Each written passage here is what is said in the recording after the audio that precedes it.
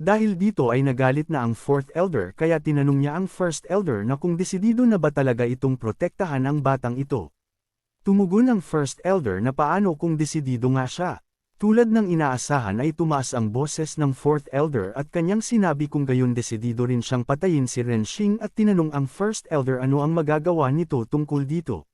Gumawa na rin ng paggalaw dito ang 4th Elder at isang atake ang inihanda sa ating bida dahil naglakas loob daw siyang pumatay ng miyembro ng pamilyang Zhang at ngayon papatayin niya ito. Ngunit kaagad na pumagitna dito ang 1st Elder at hinarang ang ginawang atake ng 4th Elder at isang pagsabog ang yumunig sa kanilang kinatatayuan. Sinabihan ng 4th Elder ang 1st Elder na kung noon ay hindi niya ito kayang sabayan sa lakas ay iba na ngayon dahil nalaman niya kamakailan na nagkaroon ito ng komplikasyon sa kanyang pagsasanay at nasugatan. Kaya mas mabuti na tumabi na ang 1st Elder. Tumugon dito ang 1st Elder na proprotektahan niya pa rin si Renshing. Habang sa isipan ng ating bida na pinagmamasdan sila kahit mukhang haminaman daw ang Superior Abstruse Sect may pag-asa pa ring magbago. Dito ay inutusan ng 4th Elder si Zhang Jin na siya na ang bahala sa 1st Elder at bilasan niyang at patayin si Renshing para ipaghiganti ang kapatid nito. Humarap dito si Zhang Jin at kanyang sinabi na hanggang dito na lang ang ating bida at wala na itong kawala. Itinaas ng ating bida ang kanyang kamay at isang aura ang nabuo nito habang may binibigkas. At bigla na lamang gumalaw dito ang katawan nila Zhang Lu at Li Lan at inutusan sila ng ating bida na umatake kay Zhang Jin at turuan nila ito ng leksyon. Ngunit natatawa lang dito si Zhang Jin at mukhang natatakot na daw ito sa kanya at kung hindi niya ba nakikita na matagal na silang tauhan ng pamilyang Zhang. Sa pagkasabi niya pa lang ay kaagad nang umatake dito si Zhang Lu sa kanyang likod na hindi niya inaasahan. Gayunpaman ay nahuli niya ang kamay ni Zhang Luo at tinanong na kung nababaliw na ba ito bakit nila siya inaatake.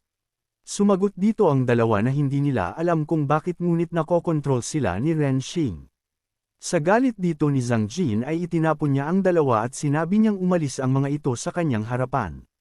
Napangiti rin dito ang ating bida dahil mula nang mabuksan niya ang Shenting at Fontanelle Acupoint mas lumawak ang kakayahan niya sa paggamit ng kapangyarihan ng kaluluwa at kaya niya nang gamitin ang Soul Control Technique. Dito ay gumawa na rin ng paggalaw si Zhang Jin at bago niya raw patayin ang ating bida ay tinanong niya na kung may huling sasabihin pa ba ito. Tumugon dito ang ating bida dahil sinabi ni Zhang Jin sa kanya na luluhod ito sa kanya. Sa hindi inaasahan ay bigla na lamang dito tumigil ang katawan ni Zhang Jin kaya napapatanong siya na kung anong nangyayari bakit lumuluhod siya sa ating bida. Samantala wala pa ring tigil sa palitan ng pag-atake ang dalawang elder at tulad ng inaasahan sa kasalukuyang lakas ng 1st Elder ay hindi na masyado itong nakakasabay sa 4th Elder. Sa nakita ng 4th Elder na puro na lang sangga ang 1st Elder ay tinuwanan niya na lamang ang kakayahan nito. At ngayon hindi na raw siya magpipigil pa. Samantala si Zhang Jin ay walang tigil itong binubugbog ng ating bida. Nang makita ito ng 4th Elder ay hindi siya makapaniwala na kung paano nangyayari ito. Ngunit sa hindi inaasahan ay itinapon ng ating bida si Zhang Jin papunta sa kanya dahilan na tumama ang ulo ni Zhang Jin sa kanyang mukha. Dahil doon ay natigilan at natamba ang 4th Elder habang nakaluhod sa harap ni Zhang Jin. Sa galit niya sinigawan niya si Zhang Jin at tinanong na kung bakit niya raw ginawa iyon dahil dito ay natakot si Zhang Jin at nagpaliwanag na hindi siya ang may gawa kundi si Renshing. Dito ay tinanong ng 1st Elder ang ating bida na kung papayag ba ito na maging disipulo niya at maging core disciple ng Superior Abstruse Sect. Sa kanyang isipan hindi na siya makakapaghintay pa dahil desidido ang 4th Elder na patayin siya kailangan niya siyang makapasok sa sekta kahit ngayon lang. Nang marinig ito ni Zhang Jin ay sinabihan niya ang 4th Elder na pigilan nito ang ating bida dahil kapag naging core disciple talaga ito mahihirapan na silang patayin ito. Tumugon dito ang 4th Elder pigilan ang dahil sa pagbangga daw nito kanina sa kanya nagulo ang daloy ng lakas niya at kapag lumaban pa siya masisira na ang pundasyon niya. Pahabol pa dito ng 1st Elder basta pumayag lang dito ang ating bida isasama niya ito sa loob at walang sinuman ang maglalakas loob na hamarang sa kanila. Tumugon dito ang ating bida na tumatanggi siya at nasabi ng 1st Elder na mabuti naman, dahil pumayag ka na. Ngunit sa kanya lang dito napagtanto ang sinabi ng ating bida na tumatanggi ito. Kaya tinanong niya ito na kung bakit ito tumatanggi. At ayon sa ating bida sa loob ng Superior Abstruse Sect, o sa buong sansinukob, walang sinuman ang karapat-dapat na maging guru niya. Nang marinig ito ng Fourth Elder bigla na lamang itong humahalaklak. At kanyang sinabi sa First Elder na gusto nitong protektahan si Renshing pero hindi naman niya pinapahalagahan, bakit hindi na lang nila sabay-sabay na patayin ang mayabang na ito? Tinanong muli ng First Elder ang ating bida na kung seryoso ba ito sa kanyang sinabi. Tumugon dito ang ating bida na oo, at pinapahalagahan niya ang kabutihan ng First Elder at sa hinaharap, bibigyan niya ang mga ito ng malaking biyaya. Kumalma ang First Elder kahit hindi man daw niya maintindihan ang pagkatao ni Renshing, at sa totoo lang kung hindi niya lang nakita ang galing nito kanina pinalayas na niya agad ito. Walang pagtugon dito ang ating bida dahil ngayon babalik muna sila sa loob ng sekta at kasabay ng paglipad niya kasama ang First Elder. Sa naiwan ng dalawa ay napatanong dito si Zhang Jin sa Fourth Elder na kung ano na ang kanilang gagawin ngayon at tumugon ito sa kanya na huwag siyang mag-alala. Nakangiti niyang sinabi kahit desidido ang First Elder na papasukin siya sa Superior Abstruse Sect. Pagdating sa pagtatakda ng ranggo ng mga disipulo, si Vice Sect Leader Guo ang may huling na magdesisyon. Samantala sa Superior Abstruse Sect dito ay naging curious ang First Elder na kung paano napagtagumpayan ng ating bida ang Chaotic Labyrinth ng ganoon kabilis, at ano ang dahilan ng kakaibang nangyari sa sagradong bato. Tumugon dito ang ating bida na huwag magmadali dahil kahit sabihin niya man dito sa First Elder ngayon, hindi niya rin ito maiintindihan at ipapakita niya na lang ito kapag may pagkakataon. Hindi ito maintindihan ng First Elder kaya tinanong niya ang edad ni Renshing dahil hindi niya alam kung saan nito nakuha ang sobrang kumpiyansa sa sarili. Hindi ito sinagot ng ating bida kaya nagtataka siya gayong hindi rin daw ito na pumayag na maging disipulo niya at ano daw talaga ang pakay nito dito. Tumugon dito ang ating bida dahil hindi kayang ibigay ng mga ito ang gusto niya. Bahagyang nainis dito ang First Elder dahil kahit hami naman ang kanilang sekta isa pa rin itong makapangyarihang organisasyon at sobrang walang galang naman na magsalita nito. Pahabol niya pa walang sinuman sa buong sansinukob ang makakapagbigay sa kanya ng gusto niya kailangan niyang bawiin iyon gamit ang sarili niyang kamay dahil ang pagpunta niya dito ay unang hakbang pa lamang. At hindi siya magtatagal dito sa Superior Abstruse Sect at mas mainam na pahalagahan nila ang oras habang nandito siya. Tumugon dito, ang First Elder gayong hindi daw niya alam kung paano siya sasagot sa mga sinasabi ng ating bida. Sinabihan ng First Elder ang ating bida na magiging prangka siya dito gayong palagi itong nagsasalita ng mga bagay na mahirap paniwalaan at parang ang taas ng tingin nito sa sarili dahil kung magpatuloy ito maraming tao ang makakalaban nito. Maraming grupo dito sa sekta na may mabuti at may masama at pakinggan siya nito kahit ayaw nitong magpakumbaba at mag-ingat ito at huwag maging mayabang hanggat wala pa itong sapat na lakas. Tumugon dito ang ating bida na tama ito at sa isipan ng First Elder sa wakas nakinig din siya sa kanya. Ngunit nagkakamali ito gayong sinabihan siya ng ating bida na huwag niya nang ulitin iyon dahilan na wala na lamang masabi ang First Elder. Napatingin doon ang ating bida at tinanong ang First Elder na kung ano ang lugar na iyon dahil doon pala nanggagaling ang halos lahat ng enerhiya ng sekta. Tumugon dito ang First Elder na tama siya at iyan ang Tianlan Secret Realm ng kanilang sekta. Dito nanggagaling ang kalahati ng mga resources para sa pagsasanay. Marami sa mga magagaling na disipulo ang doon nagkukultivate at nagsasanay ng matagal na panahon. Ang hiling niya lang naman ay sana may lumitaw na tunay na henyo na magdadala sa kanilang sekta pabalik sa kadakilaan. Tumugon dito ang ating bida sa kanya na ang taong magdadala sa Superior Abstruse Sect sa tagumpay ay nandito na pero wala siya sa Tianlan Secret Realm. Kaagad dito napatanong ang First Elder na sino siya. At sabay na dumating dito si Bai Chao Chao at sinabi ng ating bida sa kanya siya ang batang iyon. Nakilala ito ng First Elder dahil ito daw si Bai Chao Chao yung bagong honorary disciple na nakahanap ng Profound Divine Token noong nakaraang araw. Dito ay kaagad na lumapit si Bai Chao Chao sa ating bida dahil namimiss niya ito nitong mga nakaraang araw. Nagsalita dito ang First Elder at kanyang ipinaalam sa ating bida na sinuri na nila ang kakayahan ni Bai Chao Chao at wala siyang talento para sa pagsasanay. At huwag na daw niyang sabihin ito dahil hindi biro ang mga ganitong usapin magulo pa ang sitwasyon dito sa sekta at wala pang namumuno baka mapahamak pa ito. Sa kalagitnaan nilang pag-uusap ay dumating dito ang Vice Sect Leader kasama ang Fourth Elder at si Zhang Jin. Nagbigay galang ang First Elder at kanyang sinabi na hindi niya akalain na pupunta pa dito ang Vice Sect Leader sa ganitong simpleng bagay lamang.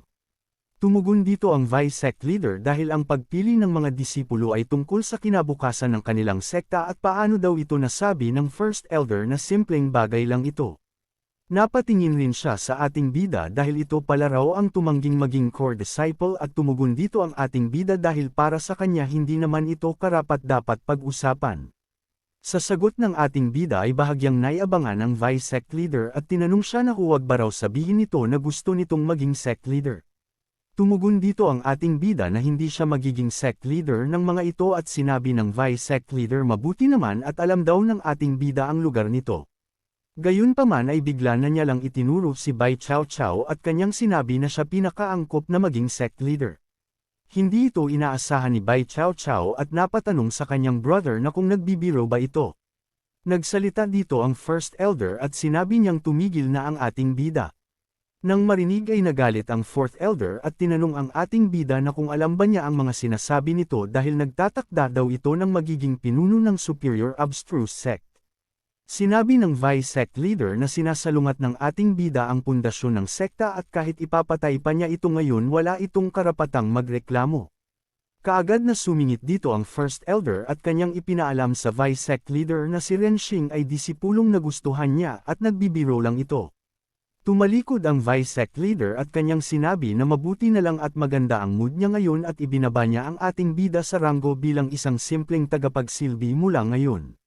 Napabugtong hininga ang first elder at para sa kanya mabuti na ito at hindi na masama magandang paraan ito para maturuan ng leksyon ang ating bida at marunong magpakumbaba.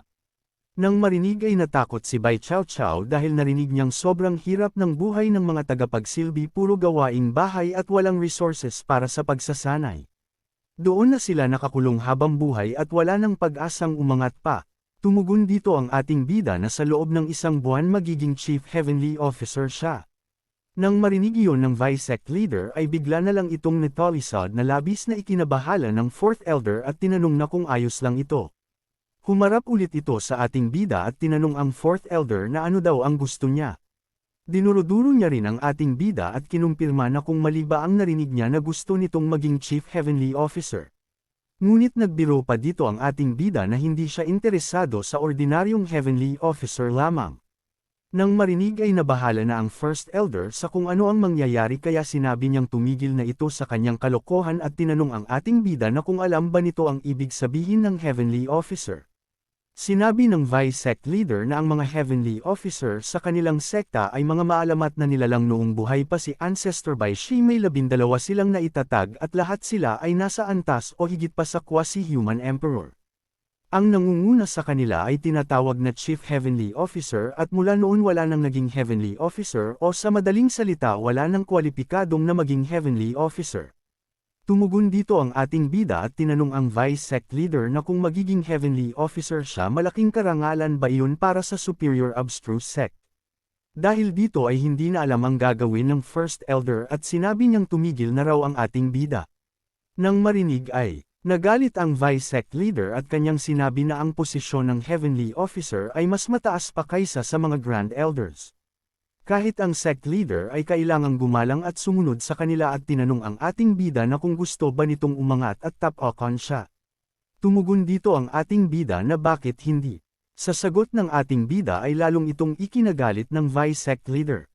Sa takot ng First Elder ay sinabi niyang tapos na ito hindi niya alam kung tama bang pinapasok niya si Renshing sa sekta at parang kakaiba ang takbo ng mga pangyayari at ang dali talaga niyang makagawa ng gulo. Natakot na rin dito si Bai Chao Chao at hindi niya alam kung kakayanin kaya ng kanyang brother ang galit ng Vice Sect Leader. Hindi dito makapaniwala ang Fourth Elder dahil sa buong buhay niya ngayon lang siya nakarinig ng sobrang kayabangan at lahat galing ito sa kay Renshing. At nagpaalam din dito si Zhang Jin sa Vice Sect Leader dahil siya raw mismo ang papatay kay Renshing at babaliin niya ang leeg nito at titingnan niya kung ano ang nasa utak nito para magsalita ng mga bagay na laban sa sekta. Nagsalita dito ang Vice Sect Leader at kanyang ipinaalam sa First Elder na wala nang itong magagawa para protektahan ang batang ito ngayon sa madaling salita iniinsulto niya ang kanilang sekta sa malalim na usapan at isa na itong rebelyon. Nang marinig ay natakot ang First Elder at sinabi niyang kumalma lamang ito dahil sa tingin niya hindi naman iyon ang ibig sabihin ni Renshing, babantayan niya ito ng maigi mula ngayon at kung may mangyari man siya ang mananagot. Hindi ito sinang-ayunan ng Vice Sect Leader kaya inutos niya sa 4th Elder at kay Zhang Jin na hulihin nila ang ating bida. Pumagitna dito si Bai Chao Chao at sinabi niyang sandali lang. Tinanong siya dito ng Vice Sect Leader na kung ano daw ang ginagawa nito. Ipinaalam dito ni Bai Chao Chao na gusto niya lang sanang sabihin na kasama niya si Renxing noong nahanap niya ang Profound Divine Token at may ambag din siya. Ngunit tumugon lang dito sa kanya ang Vice Sect Leader na ganun ba. Sinigaw ni Bai Chao Chao na totoo ang kanyang sinabi at hindi siya nagbibiro. Sumingit dito ang First Elder at kanyang ipinaalam sa Vice Sect Leader dahil base sa batas pwedeng pantayin ang kabutihan at kasalanan at bigyan niya na lang si Renxing ng isa pang pagkakataon. Tumugon dito ang 4th Elder at kanyang sinabi sa Vice Sect Leader hindi na siya nababayaran ng kahit anong kabutihan at hindi siya pwedeng manatili dito. Sinabi ng First Elder na handa siyang isakripisyo ang isang taong stipend niya na Spirit Stones kapalit ng pagkakataon para kay Renxing. Tumugon dito ang Vice Sect Leader at tinanong ang First Elder na kung sulit ba talaga ito. At sinabi ng 4th Elder na kung nababaliw na ba ito ordinaryong tao lang siya na walang koneksyon at walang talento. Tumugon dito ang First Elder at kanyang sinabi para sa kanila ordinaryong tao lang si Renxing pero nakikita niya ang espesyal na katangian ni Renxing at ipinaalam sa Vice Sect Leader na desidido siya. Pinayagan na ito ng Vice Sect Leader at kanyang sinabi sa First Elder na kunin niya ang batang ito at ayaw niya na itong makita.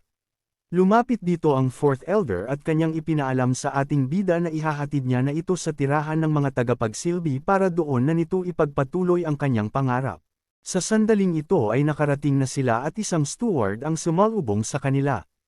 Ipinapakilala ng 4th Elder ang ating bida na ito si Renxing at mangyaring alagaan niya raw ito.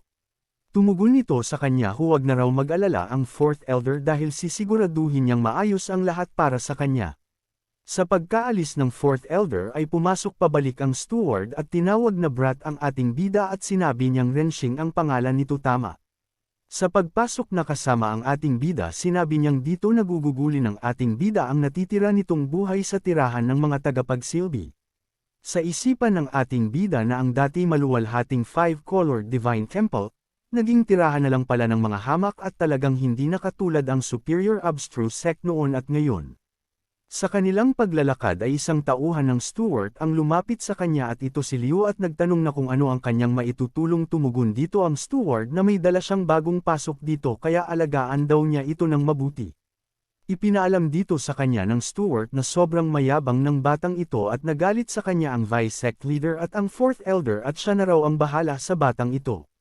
Tumugon nito na siya na ang bahala at huwag mag-alala si Steward Huang. Sa pagkaalis ng steward dito ay tinanong niya ang ating bida ano sa tingin niya ang tirahan dito tumugon dito ang ating bida na napakahirap ng paligid kailangan itong linisin at ayusin. Bahagyang nainis dito si Liu dahil ang ating bida daw ang kauna-unahang tao dito na nagreklamo sa kanya tungkol sa itsura ng lugar at ang lakas daw talaga ng loob nito. Dumating na rin ang ibang tagasilbi at oras na nila upang kumain at sinabihan ni Leo ang ating bida na pagkatapos nilang kumain ay saka na rin itong gumawa ng gawain. Sa kanilang pagkainan ay naglalakad dito ang ating bida na pinagmamasdan ang dating niyang nakitang 5-colored Divine Temple. Sa kanyang isipan ang 5-colored Divine Temple ay dati ng pinakamagandang lugar para magsanay sa buong sekta. Ngayon ay ang dumi-dumi na at nawala na ang ningning nito pero ang main hall ay buo pa rin kaya pwede pang gamitin. Isang babaeng taga-silbi rin ang nakakita sa ating bida at nagtanong na kung kumain na ba ito at alam niyang bago pa lang ito dito kaya ipinaalam niya sa ating bida na marami itong gawain mamaya kaya kailangan nito ng lakas. Napatingin dito ang ating bida sa pagkain na dala ng babae at tinanong na kung ito ba ang karaniwang kinakain nila. Tumugon dito ang babae na kinuha na nila lahat ng masasarap at ito na lang ang natira para sa kanila. At saka, wala silang itinabing na pagkain para sa ating bida at kinuha niya lang ang parte niya dito para ibigay ito sa kanya kung hindi ito mas ilan kumain daw muna ito. Sa kanilang usapan ay dumating dito si Liu na galit at tinanong ang babaeng tagasilbi na kung ano ang ginagawa niya. Tumugon dito ang babae dahil nakita niya lang ang lalaking ito at wala siyang pagkain kaya binigyan niya ito ng pagkain baka kasi wala siyang lakas gumawa ng gawain mamaya. Lumapit dito si Liu at itinapon niya ang dala ng pagkain ng babae at tinawag na pangit dahil huwag daw itong makialam. Nagpaliwanag dito ang babae na hindi niya ito sinasadya.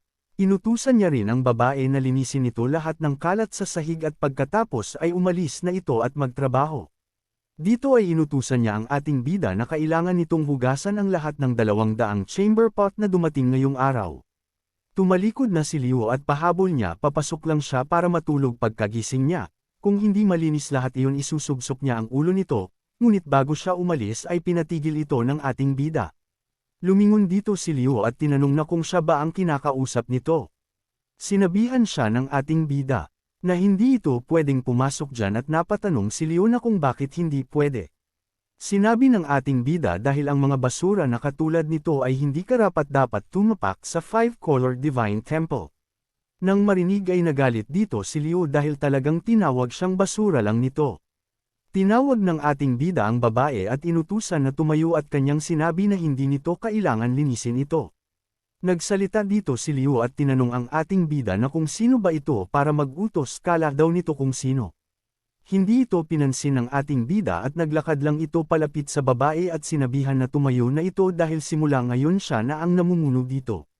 Nang marinig ay bahagyang natatawa dito si Liu at tinanong niya ang ating bida na kung hindi ba nito alam ang palayaw niya dito sa loob at tumugon dito ang ating bida na wala siyang pakialam dito.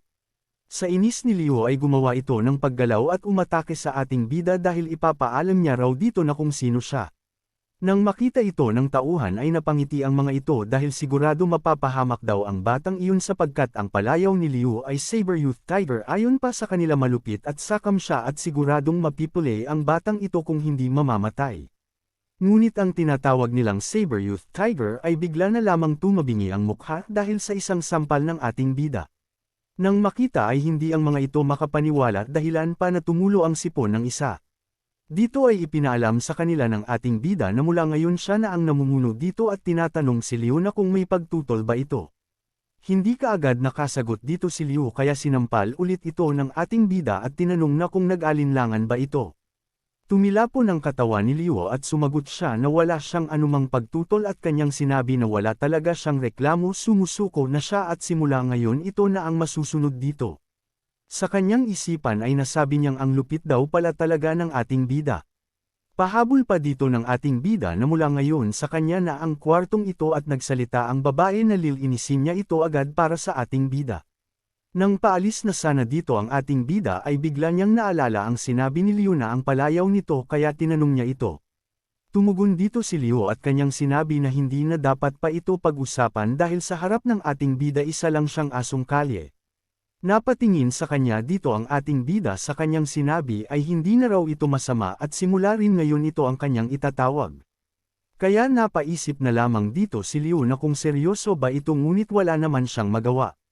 Matapos ang pangyayari ay sa silid na ating bida ay bumalik dito ang babae na si Yejing na dala ang pagkain ngunit sinabihan siya dito ng ating bida na hindi niya na kailangang gawin ito.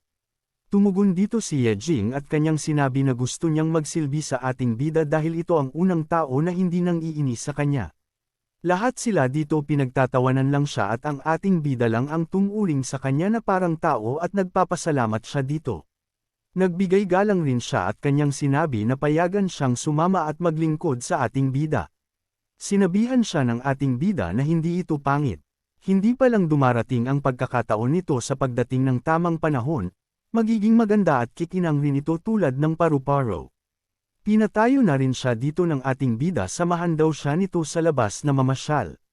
Samantala sa kumakain na si Liu ay bigla na lamang siyang tinawag ng ating bida na asong kalye.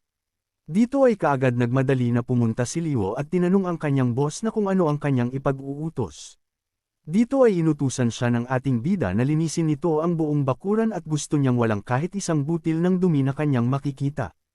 Kahit nag-alinlangan dito si Liu, ay tumugon pa rin ito na siya na ang bahala ngunit sa kanyang isipan ang dumi-dumi naman talaga dito simula pa lang gusto niyang maging malinis na parang salamin. Sobrang hirap naman nun.